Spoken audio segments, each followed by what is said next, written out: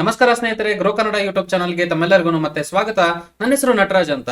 ಯಾವುದೇ ಕಂಪನಿಯಲ್ಲಿ as an investor ನ ಹೂಡಿಕೆ ಮಾಡೋದಕ್ಕಿಂತ ಮುಂಚೆ ಆ ಕಂಪನಿ ಯಾವ ಇಂಡಸ್ಟ್ರಿಗೆ ಸೀಮಿತವಾಗಿರುತ್ತೆ, ಹಾಗೆ ಆ ಇಂಡಸ್ಟ್ರಿ ಯಾವ್ಯಾವ ರೀತಿ ಫೋರ್ಕಾಸ್ಟಿಂಗ್ಸ್ ಇದೆ ಅಥವಾ ಇಂಡಸ್ಟ್ರಿ ಯಾವ ರೀತಿ ಪರ್ಫಾರ್ಮ್ ಆಗ್ತಾ ಇದೆ, ಓವರ್ ಆಲ್ ಒಂದು ಮಾರ್ಕೆಟ್ ಸೈಜ್ ನೋಡೋದಾದ್ರೆ ಅವತ್ತು ಇಂಡಸ್ಟ್ರಿ ಯಾವ ರೀತಿ ಪರ್ಫಾರ್ಮ್ ಆಗ್ತಾ ಇದೆ, ಇದೆಲ್ಲವನ್ನು ತಿಳ್ಕೊಳ್ಳೋದು ಬಹಳ ಮುಖ್ಯವಾಗಿರುತ್ತೆ. ಆ ನಿಟ್ಟಿನಲ್ಲಿ ಇವತ್ತು FMCG ಅನ್ನೋ ಒಂದು ಇಂಡಸ್ಟ್ರಿ ಅಥವಾ ಒಂದು sector, fast moving consumer goods ಅಂತ ಹೇಳ್ತಾರೆ. ಈ ಇಂಡಸ್ಟ್ರಿ ರಿಲೇಟೆಡ್ ನಾನು ಸುಮಾರು ಇನ್ಫಾರ್ಮೇಶನ್ಸ್ ಗಳನ್ನ ಈ ವಿಡಿಯೋ ಮೂಲಕ ನಿಮಗೆ ತಿಳಿಸ್ಕೊಡಕ್ ಹೋಗ್ತಾ ಇದ್ದೀನಿ.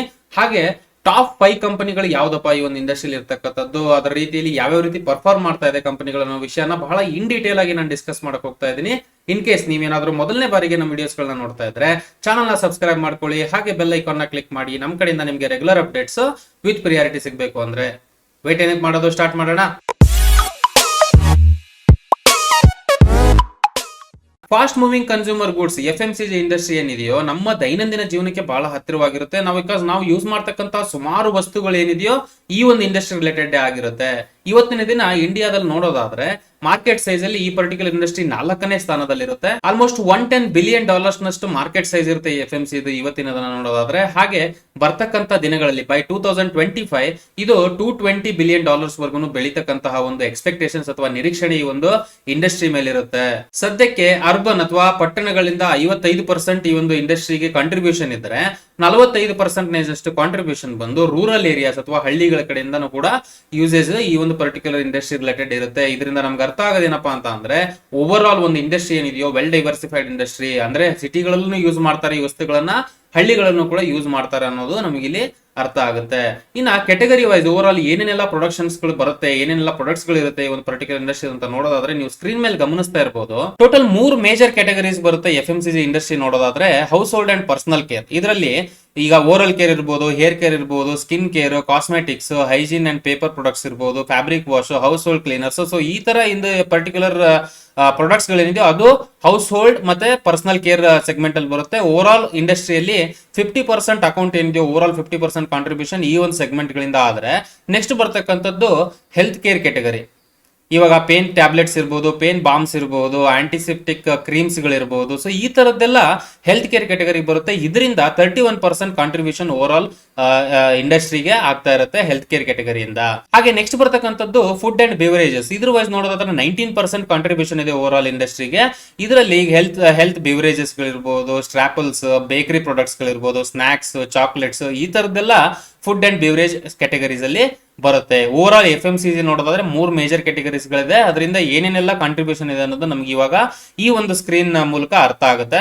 ಇದು ಕಂಪನಿಯ ಬೇಸಿಕ್ ಓವರ್ ವ್ಯೂ ಆದ್ರೆ ಇವಾಗ ಬರೋಣ ಗ್ರೋತ್ ಡ್ರೈವರ್ಸ್ ಏನಪ್ಪಾ. ಈ ಪರ್ಟಿಕ್ಯುಲರ್ ಇಂಡಸ್ಟ್ರಿ ನೆಕ್ಸ್ಟ್ ಬರ್ತಕ್ಕಂತ ದಿನಗಳಲ್ಲಿ ಬೆಳೆಯಕ್ಕೆ ಕಾರಣವಾಗಬಹುದಾದಂತಹ ಕೆಲವೊಂದಿಷ್ಟು ಪಾಯಿಂಟ್ಸ್ ಗಳನ್ನ ನಾವು ಇವಾಗ ಡಿಸ್ಕಸ್ ಮಾಡೋಣ. ಮೊದಲನೇದಾಗಿ ಇದರಲ್ಲಿ shift from unorganised to organised content. So basically FMCG ಅನ್ನೋ ಇಂಡಸ್ಟ್ರಿ ಬಹಳ ದೊಡ್ಡ ಇಂಡಸ್ಟ್ರಿ ಆಗಿರೋದ್ರಿಂದ ಸುಮಾರು ಅನ್ಆರ್ಗನೈಸ್ಡ್ ರೀತಿಯಲ್ಲಿ ಕೂಡ ಸುಮಾರು ಕೆಲಸಗಳು ಆಗ್ತಾ ಇತ್ತು ಇದೊಂದು ಇಂಡಸ್ಟ್ರಿಯಲ್ಲಿ ಮುಂಚೆ.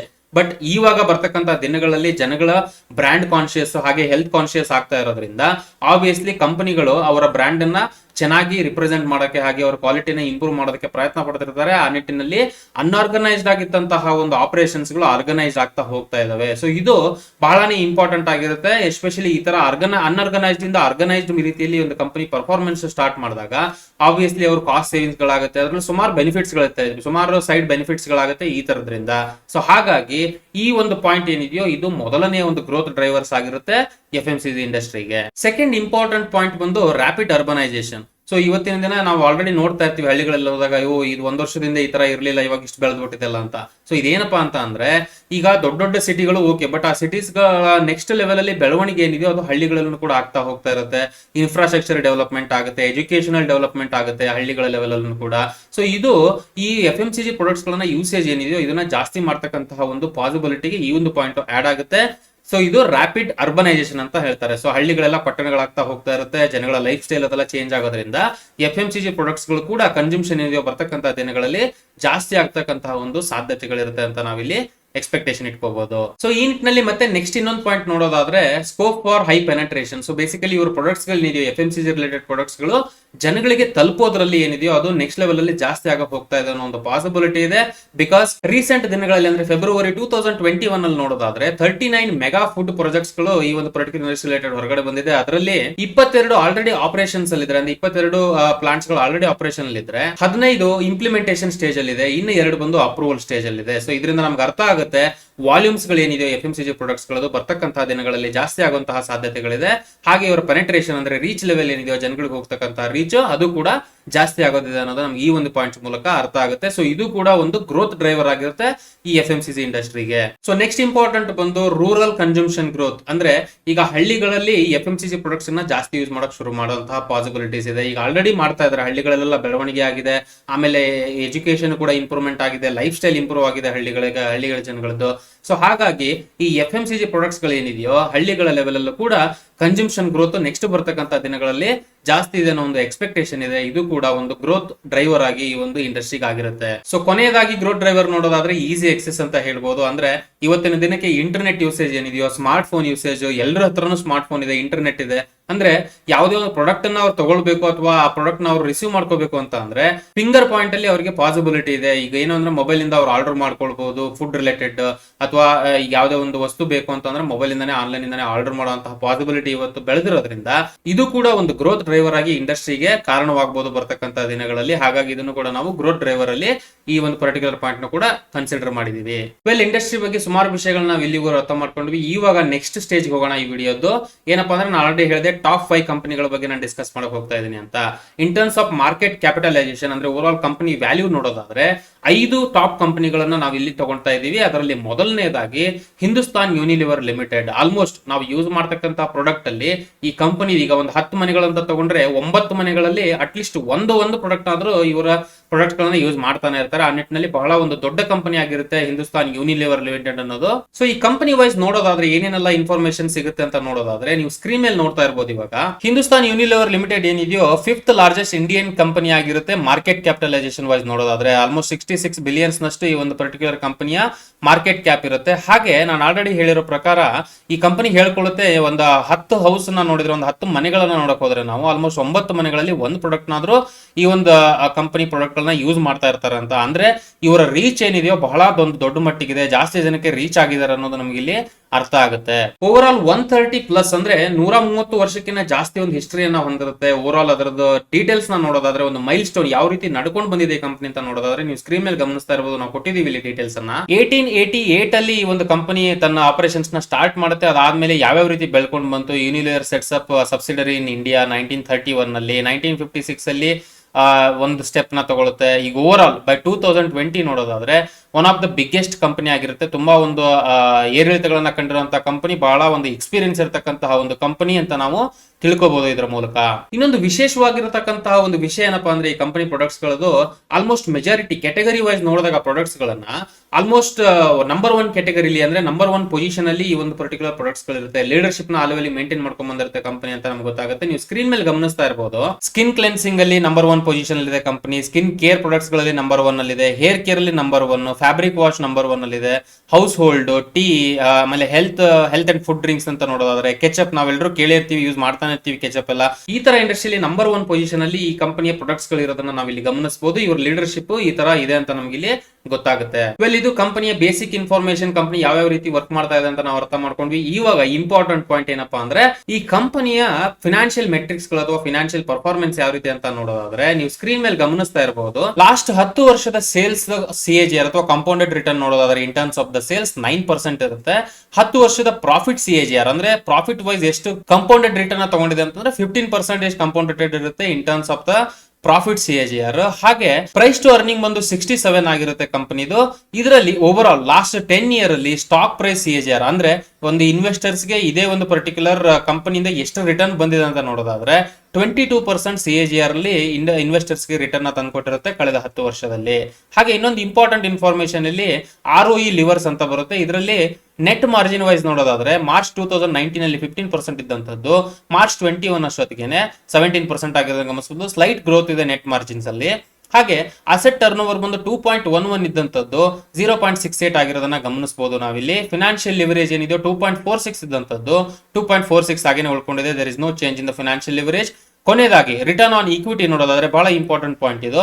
ಮಾರ್ಚ್ 2019 ಅಲ್ಲಿ 80% ಇದ್ದಂತಹ ROE 29% ಗೆ ಕುಸಿಯುತ್ತೆ ಮಾರ್ಚ್ 21 ಡೇಟಾ ನೋಡೋದಾದ್ರೆ, because of the reason that Covid impact ಏನಿದೆ ಅದು ತುಂಬಾ ಇಂಡಸ್ಟ್ರಿಗಳ ಮೇಲೆ ಆಗಿತ್ತು. ಆಬ್ವಿಯಸ್ಲಿ ಈ ಒಂದು ಇಂಡಸ್ಟ್ರಿಗಳ ಮೇಲೂ ಕೂಡ ಆಗಿರೋದನ್ನು ನಾವಿಲ್ಲಿ ಗಮನಿಸಬಹುದು. But average ROE, average return on equity ಒಂದು 64% ಆಗಿರೋದು ನಮ್ಗೆ ಇಲ್ಲಿ ಗಮನಕ್ಕೆ ಬರುತ್ತೆ. ಸೊ ಇದು HUL ಅಥವಾ ಹಿಂದೂಸ್ತಾನ್ ಯೂನಿಲಿವರ್ ಲಿಮಿಟೆಡ್ ಕಂಪನಿಯ ರಿಲೇಟೆಡ್ ಇನ್ಫಾರ್ಮೇಶನ್ ಆದ್ರೆ, ನೆಕ್ಸ್ಟ್ ಕಂಪನಿ ಬಗ್ಗೆ ತಿಳ್ಕೊಳ್ಳೋಣ. ಟಾಪ್ 2 ಕಂಪನಿಯಲ್ಲಿ ಇರತಕ್ಕಂಥದ್ದು FMCG ಅಲ್ಲಿ ನೆಸ್ಲೆ ಇಂಡಿಯಾ. ಸೊ ನೆಸ್ಲೆ ಅಂದ ತಕ್ಷಣ ನಮ್ಗೆ ಗೊತ್ತೇ ಇರುತ್ತೆ, ಚಾಕ್ಲೇಟ್ಸ್ ಎಲ್ಲ ತಿಂದಿರ್ತೀವಿ ನೆಸ್ಲೆದ್ದು. ಓವರ್ ಆಲ್ ನೆಸ್ಲೆ ಕೂಡ ಒಂದು ಒಳ್ಳೆಯ ಟಾಪ್ ಬ್ರ್ಯಾಂಡ್ ಆಗಿರುತ್ತೆ. ಈ ನೆಸ್ಲೆ ಇಂಡಿಯಾ ಅನ್ನೋದು ಸ್ವಿಟ್ಜರ್ಲ್ಯಾಂಡ್ ಒಂದು ಸಬ್ಸಿಡರಿ ಕಂಪನಿ ಆಗಿರುತ್ತೆ. ಇವರ ಆಪರೇಷನ್ಸ್ ಇಂಡಿಯಾದಲ್ಲಿ ಬಹಳ ವರ್ಷಗಳಿಂದ ಇರುತ್ತೆ. ಓವರ್ ಆಲ್ 8 ಮ್ಯಾನುಫ್ಯಾಕ್ಚರಿಂಗ್ ಯೂನಿಟ್ಸ್ ಹಾಗೆ 4 ಅಫಿಷಿಯಲ್ ಬ್ರಾಂಚಸ್ ಗಳನ್ನ ಈ ಒಂದು ಕಂಪನಿ ಇಂಡಿಯಾದಲ್ಲಿ ಹೊಂದಿರುತ್ತೆ. ಕಂಪನಿ ಪ್ರೊಡಕ್ಟ್ಸ್ ವೈಸ್ ಡೀಟೇಲ್ಸ್ ಗಳನ್ನ ನೋಡೋದಾದ್ರೆ, ಸ್ಕ್ರೀನ್ ಮೇಲೆ ನೀವು ಗಮನಿಸ್ತಾ ಇರ್ಬೋದು. ಇವಾಗ milk products and nutrition, prepared dishes and cooking aids, confectionery ಅಂದ್ರೆ ಈಗ ಚಾಕ್ಲೇಟ್ ಪ್ರಾಡಕ್ಟ್ಸ್ ಗಳು ಇರಬಹುದು, ಹಾಗೆ ಪೌಡರ್ಡ್ ಅಂಡ್ ಲಿಕ್ವಿಡ್ ಬಿವರೇಜಸ್ ಗಳು. ಸೊ ಈ ತರ main category wise overall contribution ನೋಡೋದಾದ್ರೆ, ಈಗ ಮಿಲ್ಕ್ ಪ್ರೊಡಕ್ಟ್ಸ್ ಅಂಡ್ ನ್ಯೂಟ್ರಿಷನ್ ಕಡೆಯಿಂದಾನೆ 45.8 ಕಾಂಟ್ರಿಬ್ಯೂಷನ್ ಇರುತ್ತೆ overall. Prepared dishes and cooking aids ಇಂದ 30.1% ಆದ್ರೆ, ಕಾನ್ಫೆಕ್ಷನರಿ ಅಂದ್ರೆ ಚಾಕ್ಲೇಟ್ ಐಟಮ್ಸ್ ಗಳಿಂದ 13.6%, ಹಾಗೆ ಪೌಡರ್ಡ್ ಅಂಡ್ ಲಿಕ್ವಿಡ್ ಬಿವರೇಜಸ್ ಇಂದ 10.5% ಕಾಂಟ್ರಿಬ್ಯೂಷನ್ ಇರುತ್ತೆ ಓವರ್ ಆಲ್ ಬಿಸ್ನೆಸ್ ಅಲ್ಲಿ. ಹಾಗೆ ಸೇಲ್ಸ್ ಗ್ರೋತ್ ನೋಡೋದಾದ್ರೆ, ಇನ್ terms of the growth, sales growth ನೋಡೋದಾದ್ರೆ, ಮಿಲ್ಕ್ ಪ್ರೊಡಕ್ಟ್ಸ್ ಅಂಡ್ ನ್ಯೂಟ್ರಿಷನ್ ಒಂದು 8.9% ಗ್ರೋತ್ ನ ಕಂಡಿದೆ. 11.4% ನಷ್ಟು growth prepared dishes and cooking AIDS ಅಲ್ಲಿ ಕಾಣೋದಾದ್ರೆ, ಕಾನ್ಫೆಕ್ಷನರಿ ಚಾಕ್ಲೇಟ್ ಬಿಸ್ನೆಸ್ ಅಲ್ಲಿ 7% ನಷ್ಟು ಗ್ರೋತ್ ನ ಕಂಡಿದೆ. ಕೊನೆಯದಾಗಿ ಪೌಡರ್ಡ್ ಅಂಡ್ ಲಿಕ್ವಿಡ್ ಬಿವರೇಜಸ್ ಅಲ್ಲಿ 0.9% ಗ್ರೋತ್ ಅನ್ನ ಸೇಲ್ಸ್ ಅಲ್ಲಿ ಕಂಡಿರುತ್ತೆ ಈ ಒಂದು ಕಂಪನಿ. ಸೊ ಇದು ಕಂಪನಿಯ ಪ್ರೊಡಕ್ಟ್ಸ್ ಸೇಲ್ಸ್ ಹಾಗೆ ಓವರ್ ಆಲ್ ಪ್ರೊಡಕ್ಟ್ಸ್ ಕಂಟ್ರಿಬ್ಯೂಷನ್ ಯಾವ ರೀತಿ ಇದೆ ಅಂತ ನೋಡಿದ್ವಿ. ಇವಾಗ ಇವರ ಓವರ್ ಆಲ್ ವಾಲ್ಯೂಮ್ ಡಿಸ್ಟ್ರಿಬ್ಯೂಷನ್ ಏನಿದೆ ಅಂತ ನೋಡೋದಾದ್ರೆ, ನೀವು ಸ್ಕ್ರೀನ್ ಮೇಲೆ ಗಮನಿಸ್ತಾ ಇರಬಹುದು, ಆಲ್ಮೋಸ್ಟ್ ಸಸ್ಟೈನಬಲ್ ವಾಲ್ಯೂಮ್ಸ್ ಇದೆ ಎಕ್ಸೆಪ್ಟ್ 2015, ಬಿಕಾಸ್ 2015 ಅಲ್ಲಿ ಮ್ಯಾಗಿ ರಿಲೇಟೆಡ್ ಇಶ್ಯೂ ಆಯ್ತು. ಸೊ ಅದೆಲ್ಲರಿಗೂ ಗೊತ್ತೇ ಇರುತ್ತೆ. ಆ ಟೈಮ್ ಅಲ್ಲಿ ಇವರ ವಾಲ್ಯೂಮ್ಸ್ ಕಡಿಮೆ ಆಯ್ತು, ಬಟ್ ಅದಾದ್ಮೇಲೆ ಮತ್ತೆ ಪಿಕಪ್ ಆಯ್ತು. ಸೊ ಓವರ್ ಆಲ್ ವಾಲ್ಯೂಮ್ಸ್ ಗಳೇನಿದೆಯೋ ಸಸ್ಟೈನಬಲ್ ರೀತಿಯಲ್ಲಿದೆ. ಇಲ್ಲಿ ನಾವು ಇಯರ್ ಬೈ ಹಾಗೆ quarter by quarter volume growth ಯಾವ ರೀತಿ ಇದೆ, ವಾಲ್ಯೂಮ್ ಯಾವ ರೀತಿ ಇದೆ ಅಂತ ಹೇಳ್ಬಿಟ್ಟು ಟನ್ಸ್ ಅಲ್ಲಿ ಇಲ್ಲಿ ಇನ್ಫಾರ್ಮೇಶನ್ ನಾವು ಕೊಟ್ಟಿದೀವಿ ನಿಮ್ಗೆ. ಸೊ ಇದು ಕಂಪನಿಯ ಬೇಸಿಕ್ ಡೀಟೇಲ್ಸ್ ಆದ್ರೆ, ಇವಾಗ ಅರ್ಥ ಮಾಡ್ಕೋಣ ಫಿನಾನ್ಷಿಯಲ್ ಮೆಟ್ರಿಕ್ಸ್, ಫಿನಾನ್ಷಿಯಲ್ ನಂಬರ್ಸ್ ಗಳೇನು ಹೇಳ್ತಾ ಇದೆ ಅಂತ. ಸೊ ಇದಕ್ಕೆ ನಾನು ನಿಮ್ಗೆ ಸ್ಕ್ರೀನ್ ಮೇಲೆ ಕರ್ಕೊಂಡು ಹೋಗ್ತಾ ಇದ್ದೀನಿ. ಸ್ಕ್ರೀನ್ ಮೇಲೆ ನೀವು ಗಮನಿಸ್ತಾ ಇರಬಹುದು. ಇವಾಗ ನೆಸ್ಲೆ ಇಂಡಿಯಾದ್ದು ಲಾಸ್ಟ್ 10 ಇಯರ್ ಸೇಲ್ಸ್ ಗ್ರೋತ್ ಏನಿದೆಯೋ ಅದು 8% CAGR ಆಗಿದ್ರೆ, ಪ್ರಾಫಿಟ್ CAGR ಬಂದು 10% ಆಗಿರುತ್ತೆ ಕಳೆದ 10 ವರ್ಷದಲ್ಲಿ. ಸೊ PE ಬಂದು ಪ್ರೈಸ್ ಟು ಅರ್ನಿಂಗ್ ರೇಷಿಯೋ ಬಂದು 78 ಆಗಿರುತ್ತೆ, which is higher Dhan the industry PE. ಹಾಗೆ 10 ವರ್ಷದಲ್ಲಿ 15% CAGR ರಿಟರ್ನ್ ಅನ್ನ ಸ್ಟಾಕ್ ಪ್ರೈಸ್ ವೈಸ್ ಈ ಒಂದು ಪರ್ಟಿಕ್ಯುಲರ್ ಕಂಪನಿ ಇನ್ವೆಸ್ಟರ್ಸ್ ಗಳಿಗೆ ತಂದುಕೊಟ್ಟಿರುತ್ತೆ. ಇನ್ನ ನೆಟ್ ಮಾರ್ಜಿನ್ಸ್ ನೋಡೋದಾದ್ರೆ, ನೆಟ್ ಮಾರ್ಜಿನ್ಸ್ ವೈಸ್ 2018 ಅಲ್ಲಿ ಡಿಸೆಂಬರ್ 2018 ಅಲ್ಲಿ 14% ಇದ್ದಂತದ್ದು ಡಿಸೆಂಬರ್ 2020 ಅಷ್ಟೊತ್ತಿಗೆ 16% ಆಗಿರುತ್ತೆ. ಸ್ಲೈಟ್ ಗ್ರೋತ್ ಕಾಣುತ್ತೆ ನೆಟ್ ಮಾರ್ಜಿನ್ಸ್ ಅಲ್ಲಿ. ಹಾಗೆ ಅಸೆಟ್ ಟರ್ನ್ ಓವರ್ ಬಂದು 1.4 ಇರ್ತಕ್ಕಂಥದ್ದು 1.69 ಆಗಿರೋದನ್ನ ಗಮನಿಸಬಹುದು ನಾವಿಲ್ಲಿ. ಫಿನಾನ್ಷಿಯಲ್ ಲಿವರೇಜ್ ಬಂದು 2.28 ಇಂದ 4.01 ಆಗಿರೋದನ್ನ ಕೂಡ ನಾವಿಲ್ಲಿ ಗಮನಿಸಬಹುದು. ಓವರ್ ಆಲ್ ROE ವೈಸ್ ನೋಡೋದಾದ್ರೆ 45% ಇದ್ದಂತದ್ದು ಡಿಸೆಂಬರ್ 2018 ಅಲ್ಲಿ, ಇವತ್ತಿನ ದಿನ ನೋಡೋದಾದ್ರೆ ರೀಸೆಂಟ್ ಡಿಸೆಂಬರ್ 20 ಅಲ್ಲಿ ನೋಡೋದಾದ್ರೆ 106% ಆಗಿರೋದನ್ನ ಗಮನಿಸಬಹುದು. ಒಳ್ಳೆ ಸಿಗ್ನಿಫಿಕೆಂಟ್ ROE ಗ್ರೋತ್ ಕಂಡಿರೋದನ್ನ ನಾವು ಇಲ್ಲಿ ಗಮನಿಸಬಹುದು ಈ ಕಂಪನಿಯಲ್ಲಿ. ಓವರ್ ಆಲ್ ಆವರೇಜ್ ROE ಒಂದು ಆವರೇಜ್ ರಿಟರ್ನ್ ಆನ್ ಇಕ್ವಿಟಿ ಬಂದು 74% ಆಗಿರುತ್ತೆ ಈ ಕಂಪನಿದು. ವೆಲ್ ಇದು ಎರಡನೇ ಕಂಪನಿಯ ಡೀಟೇಲ್ಸ್ ಆದ್ರೆ, ನೆಸ್ಲೆ ಕಂಪನಿಯ ಡೀಟೇಲ್ಸ್ ಆದ್ರೆ, ನೆಕ್ಸ್ಟ್ ಬರೋಣ ಬಹಳ ಒಂದು ದೊಡ್ಡ ಕಂಪನಿ ಇದು ಇನ್ terms of the market cap, which is Dabur company. ನಮ್ಮೆಲ್ಲರಿಗೂ ಗೊತ್ತೇ ಇರುತ್ತೆ. ಸೊ ಯೂಶುವಲಿ ನಾವು ಎಲ್ಲಾ ಪ್ರಾಡಕ್ಟ್ಸ್ ಗಳನ್ನು ಯೂಸ್ ಮಾಡ್ತಾ ಇರ್ತೀವಿ ಡಾಬರ್ದು. ಈ ಕಂಪನಿ ರಿಲೇಟೆಡ್ ಏನೇನೆಲ್ಲ ಇನ್ಫಾರ್ಮೇಶನ್ ನಾವು ತಿಳ್ಕೋಬಹುದು ಅಂತ ಇವಾಗ ನೋಡೋಣ. ಡಾಬರ್ ಇಂಡಿಯಾ ಮಾರ್ಕೆಟ್ ಕ್ಯಾಪಿಟಲೈಸೇಷನ್ ನೋಡೋದಾದ್ರೆ ಮೋರ್ ದನ್ 80,000 crores ಆಗಿರುತ್ತೆ. ಹಾಗೆ ರೀಸೆಂಟ್ ರೆವಿನ್ಯೂ ಏನಿದೆ ಈ ಕಂಪನಿ ನೋಡೋದಾದ್ರೆ 8,700 crores ಆಗಿರುತ್ತೆ, which is huge. I mean so ಇದ್ರಲ್ಲಿ ನಮ್ಗೆ ಗೊತ್ತಾಗುತ್ತೆ ಕಂಪನಿ ಎಷ್ಟು ದೊಡ್ಡ ಮಟ್ಟಿಗೆ ಅವ್ರ ಬಿಸ್ನೆಸ್ ನ ರನ್ ಮಾಡ್ತಾ ಇದೆ ಅಂತ. ಇದಷ್ಟೇ ಅಲ್ಲ, Ayurvedic and natural health care related ನೋಡೋದಾದ್ರೆ ಕಂಪನಿ ವರ್ಲ್ಡ್ ಅಲ್ಲೇ ಲಾರ್ಜೆಸ್ಟ್ ಆಗಿರುತ್ತೆ. Basically hair care, oral care, health care ಈ ತರ ರಿಲೇಟೆಡ್ ಪ್ರಾಡಕ್ಟ್ಸ್ ಗಳನ್ನ ಜಾಸ್ತಿ ಈ ಕಂಪನಿ ಫೋಕಸ್ ಕೊಟ್ಟು ಮಾಡ್ತಾ ಇರುತ್ತೆ. ಇನ್ನ ಏನೇನೆಲ್ಲ ಪ್ರಾಡಕ್ಟ್ಸ್ ಇದೆಯಪ್ಪ ಈ ಕಂಪನಿ ಅಂತ ನೋಡೋದಾದ್ರೆ, ನೀವು ಸ್ಕ್ರೀನ್ ಮೇಲೆ ಗಮನಿಸ್ತಾ ಇರಬಹುದು. ಹೆಲ್ತ್ ಕೇರ್ ರಿಲೇಟೆಡ್ ಈಗ ಹನಿ ಇರಬಹುದು, ಆ ತರ ಪ್ರಾಡಕ್ಟ್ಸ್ ಗಳೆಲ್ಲ ಹೆಲ್ತ್ ಕೇರ್ ಅಲ್ಲಿ ಬರುತ್ತೆ. HPC ಅಂದ್ರೆ ಹೌಸ್ ಅಂಡ್ ಪರ್ಸನಲ್ ಕೇರ್ ಇರಬಹುದು. ಆಮೇಲೆ ಫುಡ್ಸ್ ಗಳ ರಿಲೇಟೆಡ್ ಕೂಡ ಇವ್ರ ಪ್ರಾಡಕ್ಟ್ಸ್ ಗಳಿದೆ. ಹಾಗೆ E commerce and first related ನೋಡೋದಾದ್ರೆ ಸುಮಾರು ಪ್ರಾಡಕ್ಟ್ಸ್ ಗಳಿದೆ. ಸೊ ಇದು ಓವರ್ ಆಲ್ ಕ್ಯಾಟಗರಿನ ನಾವು ಇಲ್ಲಿ ಇಂಡಿಕೇಟ್ ಮಾಡಿ ನಿಮ್ಗೆ ರಿಪ್ರೆಸೆಂಟ್ ಮಾಡ್ತಾ ಇದೀವಿ. ಸೊ ಇದು ಒಂದು ಬ್ರಾಡ್ ವ್ಯೂ ಆದ್ರೆ ಪ್ರಾಡಕ್ಟ್ಸ್ ರಿಲೇಟೆಡ್. ಇವಾಗ ಅರ್ಥ ಮಾಡ್ಕೊಳ್ಳೋಣ over all in terms of the sales growth ಅದೆಲ್ಲ ಯಾವ ರೀತಿ ಇದೆ, ಯಾವ ಪ್ರಾಡಕ್ಟ್ಸ್ ಇಂದ ಎಷ್ಟು ಕಾಂಟ್ರಿಬ್ಯೂಷನ್ ಬರ್ತಾ ಇದೆ ಕಂಪನಿ ಅಂತ ನೋಡೋದಾದ್ರೆ, ನೀವು ಸ್ಕ್ರೀನ್ ಮೇಲೆ ಗಮನಿಸ್ತಾ ಇರಬಹುದು. ಫಿನಾನ್ಷಿಯಲ್ ಇಯರ್ 20 ಸೇಲ್ಸ್ ಕಾಂಟ್ರಿಬ್ಯೂಷನ್ ಅಂದ್ರೆ ಸೇಲ್ಸ್ ವೈಸ್ ಕಾಂಟ್ರಿಬ್ಯೂಷನ್ ನೋಡೋದಾದ್ರೆ, ಫುಡ್ ಅಂಡ್ ಬಿವರೇಜಸ್ ಇಂದ 15.9% ಕಾಂಟ್ರಿಬ್ಯೂಷನ್ ಇದ್ರೆ, ಹೆಲ್ತ್ ಕೇರ್ ಇಂದ 33.9% ಕಾಂಟ್ರಿಬ್ಯೂಷನ್ ಇರೋದನ್ನ ಗರಿಸಬಹುದು. ಹೋಮ್ ಅಂಡ್ ಪರ್ಸನಲ್ ಕೇರ್ ಕ್ಯಾಟಗರಿಯಿಂದ 50.1% ನಷ್ಟು ಕಾಂಟ್ರಿಬ್ಯೂಷನ್ ಇರುತ್ತೆ ಕಂಪನಿಯಲ್ಲಿ. ಇದೇ ರೀಸೆಂಟ್ ಇಯರ್ ಡೇಟಾ ನೋಡೋದಾದ್ರೆ ಫಿನಾನ್ಷಿಯಲ್ ಇಯರ್ 21 ಸೇಲ್ಸ್ ಕಾಂಟ್ರಿಬ್ಯೂಷನ್ ನೋಡೋದಾದ್ರೆ 13.1% ಬಂದು ಫುಡ್ ಅಂಡ್ ಬಿವರೇಜ್ ಇಂದ, 39% ಬಂದು ಹೆಲ್ತ್ ಕೇರ್ ಇಂದ, ಹಾಗೆ HPC ಅಥವಾ home and personal care related 47.9% ನಷ್ಟು ಕಾಂಟ್ರಿಬ್ಯೂಷನ್ ಇರುತ್ತೆ ರೀಸೆಂಟ್ ಆಗಿರೋ ಡೇಟಾ ನೋಡೋದಾದ್ರೆ. ಹಾಗೆ ಈ ಓವರ್ ಆಲ್ ಗ್ರೋತ್ ಪರ್ಸ್ಪೆಕ್ಟಿವ್ ಅಲ್ಲಿ ಎಷ್ಟು ಗ್ರೋತ್ ಆಗಿದೆಯಪ್ಪ ಸೇಲ್ಸ್ ಗ್ರೋತ್ ನೋಡೋದಾದ್ರೆ ಹೆಲ್ತ್ ಕೇರ್ ರಿಲೇಟೆಡ್ 31.9% ಗ್ರೋತ್ ಕಂಡಿದೆ ಫಿನಾನ್ಷಿಯಲ್ ಇಯರ್ 2021 ಕಂಪೇರ್ ಮಾಡೋದಾದ್ರೆ. Home and personal care HPC ಕ್ಯಾಟಗರಿಯಲ್ಲಿ 9.5% growth ಅನ್ನ ಕಂಡಿರುತ್ತೆ ಕಂಪನಿ. ಹಾಗೆ ಫುಡ್ ಅಂಡ್ ಬಿವರೇಜ್ ಅಲ್ಲಿ 5.7% ನಷ್ಟು ಗ್ರೋತ್ ಅನ್ನ ಕಂಡಿರುತ್ತೆ.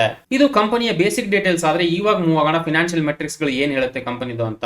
ಸ್ಕ್ರೀನ್ ಮೇಲೆ ನೀವು ಗಮನಿಸ್ತಾ ಇರಬಹುದು, ಟಾವರ್ ಬಂದು 9% CAGR ಬಂದಿರುತ್ತೆ ಇನ್ terms of the sales of last 10 year. 10 ವರ್ಷದ ಸೇಲ್ಸ್ CAGR ನೋಡಿದ್ರೆ 9% ಇರುತ್ತೆ. ಹಾಗೆ ಪ್ರಾಫಿಟ್ CAGR ಬಂದು ಲಾಸ್ಟ್ 10 ವರ್ಷದ್ದು 12% ಆಗಿರುತ್ತೆ. Present PE price to earning ratio ಬಂದು 57 ಆಗಿರುತ್ತೆ, which is higher than industry PE. ಹಾಗೆ ಲಾಸ್ಟ್ 10 ವರ್ಷದಲ್ಲಿ 17% CAGR ನಷ್ಟು ಗ್ರೋತ್ ಅನ್ನ ಇನ್ವೆಸ್ಟರ್ಸ್ ಗಳಿಗೆ ತಂದ್ಕೊಂಡಿರುತ್ತೆ in terms of the stock price. So ಇನ್ನ ROE levers wise net margin ನೋಡೋದಾದ್ರೆ 17% ಇದ್ದಂತದ್ದು 18% ಆಗಿದೆ ಮಾರ್ಚ್ 21 ಅಷ್ಟೊತ್ತಿಗೆ. ಅಸೆಟ್ ಟರ್ನ್ ಓವರ್ ಬಂದು 1.01 ಇದ್ದಂತದ್ದು ಮಾರ್ಚ್ 19 ಅಲ್ಲಿ ಮಾರ್ಚ್ 21 ಅಷ್ಟೊತ್ತಿಗೆ 0.8 ಆಗಿರೋದನ್ನ ಗಮನಿಸಬಹುದು. ಇಲ್ಲಿ ಫಿನಾನ್ಷಿಯಲ್ ಲಿವರೇಜ್ ಬಂದು 1.4 ಇದ್ದಂತದ್ದು 1.52 ಆಗಿರುತ್ತೆ. ಓವರ್ ಆಲ್ ROE ವೈಸ್ ನೋಡೋದಾದ್ರೆ 25% 2019 ಅಲ್ಲಿ ಇದ್ದಂತದ್ದು 24%. ಸೊ ಆಲ್ಮೋಸ್ಟ್ ಸೇಮ್ ROE ನ ಮೇಂಟೈನ್ ಮಾಡ್ಕೊಂಡ್ ಬಂದಿದೆ. In that perspective average return on equity ಬಂದು 24% ಆಗಿರುತ್ತೆ ಡಾಬರ್ ಕಂಪನಿದು. ವೆಲ್ ನೆಕ್ಸ್ಟ್ ಇಂಪಾರ್ಟೆಂಟ್ ಕಂಪನಿ ಬಂದು ಟಾಪ್ 5 ಕಂಪನಿಯಲ್ಲಿ ಬರ್ತಕ್ಕಂಥದ್ದು Godrej consumers. So Godrej consumers over all ಒಂದು ಪ್ರಾಡಕ್ಟ್ FMCG ರಿಲೇಟೆಡ್ ಸುಮಾರು ರೀತಿಯ ಒಂದು ಕ್ಯಾಟಗರೀಸ್ ಅಲ್ಲಿ ವರ್ಕ್ ಮಾಡ್ತಾ ಇರುತ್ತೆ. ಅದರಲ್ಲಿ ಪರ್ಸನಲ್ ವಾಶ್ ಇಂದ 22% ರೆವಿನ್ಯೂ ಜನರೇಟ್ ಆಗ್ತಾ ಇದ್ರೆ ಕಂಪನಿಗೆ, ಹೇರ್ ಕೇರ್ ಇಂದ 31% ರೆವಿನ್ಯೂ ಬರ್ತಾ ಇರುತ್ತೆ, ಹೌಸ್ ಹೋಲ್ಡ್ ಇನ್ಸೆಕ್ಟಿಸೈಡ್ಸ್ ಇಂದ 28% ರೆವಿನ್ಯೂ ಆದ್ರೆ ಏರ್ ಕೇರ್ ಇಂದ 8% ರೆವಿನ್ಯೂ ಬರ್ತಾ ಇರುತ್ತೆ, ಹಾಗೆ ಅದರ್ಸ್ ಇಂದ 11% ಇರುತ್ತೆ. Over all company personal wash, hair care, house hold, ಆಮೇಲೆ ಈ ತರ ಏರ್ ಕೇರ್ ರಿಲೇಟೆಡ್ ಈ ತರ ಪ್ರಾಡಕ್ಟ್ಸ್ ಗಳನ್ನ ಕಂಪನಿ ರೆಡಿ ಮಾಡ್ತಾ ಇರುತ್ತೆ. ಈ ಕೊರೋನಾ ಬಂದಾದ್ಮೇಲೆ ಈ ಹ್ಯಾಂಡ್ ವಾಶ್ ಇರ್ಬೋದು ಈ ತರದಕ್ಕೆಲ್ಲ ಬಹಳ ಪ್ರಿಫರೆನ್ಸ್ ಗಳು ಕೊಡ್ತಾ ಇದೀವಿ ನಾವೆಲ್ಲರೂ. ಆ ನಿಟ್ಟಿನಲ್ಲಿ ಹೌಸ್ ಹೋಲ್ಡ್ ಇನ್ಸೆಕ್ಟಿಸೈಡ್ಸ್ ಕ್ಯಾಟಗರೀಸ್ ಅಲ್ಲಿ ಒಂದು ಒಳ್ಳೆಯ ಗ್ರೋತ್ ನೆಕ್ಸ್ಟ್ ಬರ್ತಕ್ಕಂಥ ದಿನಗಳಲ್ಲಿ ನಾವು ಕಾಣಬಹುದು ಅಂತ ಇದೆ.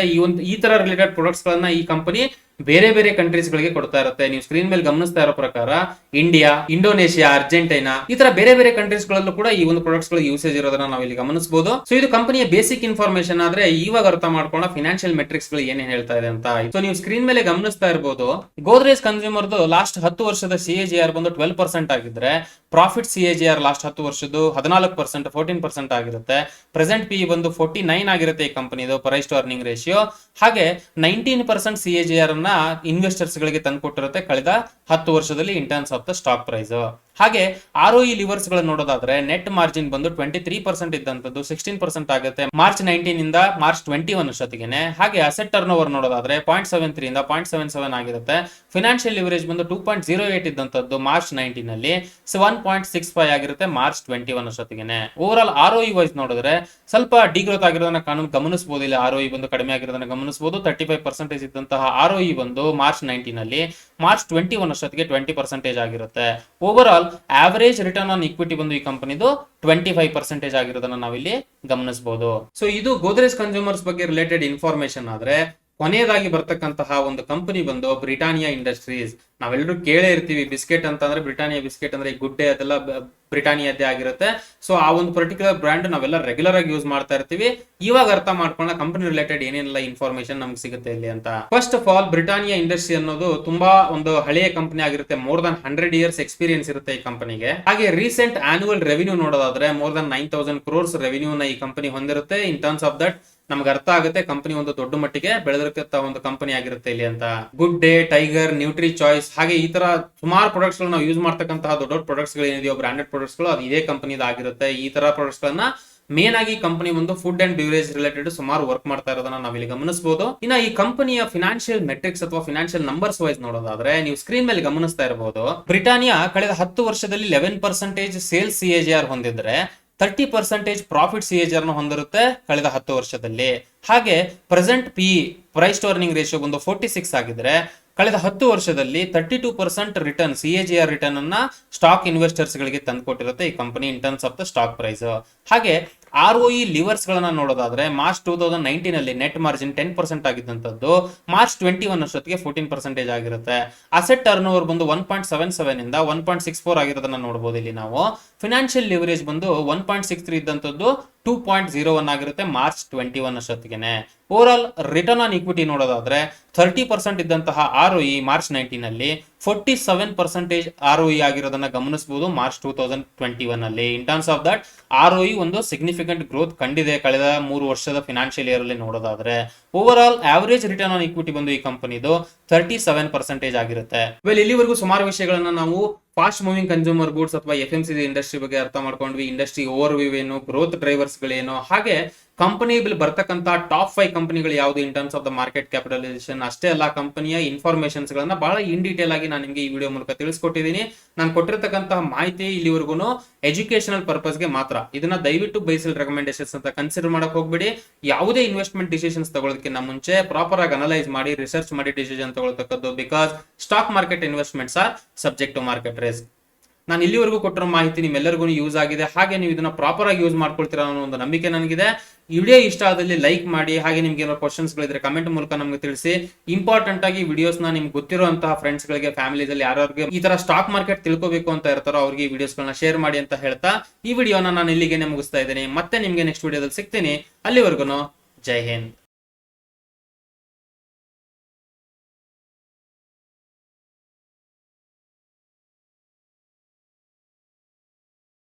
Investment in securities market are subject to market risks. Read all the related documents carefully before investing. Please read the risk disclosure documents carefully before investing in equity shares, derivatives, mutual fund, and or other instruments traded on the stock exchanges.